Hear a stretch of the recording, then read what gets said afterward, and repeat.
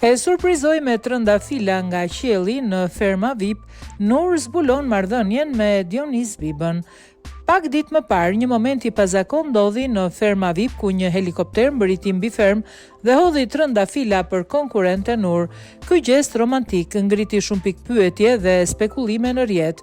Por sot në Ferma Klub vet Nur ka zbuluar autorin e surprizës, Dionis Biba, fituesi i edicionit të parë të Ferma VIP.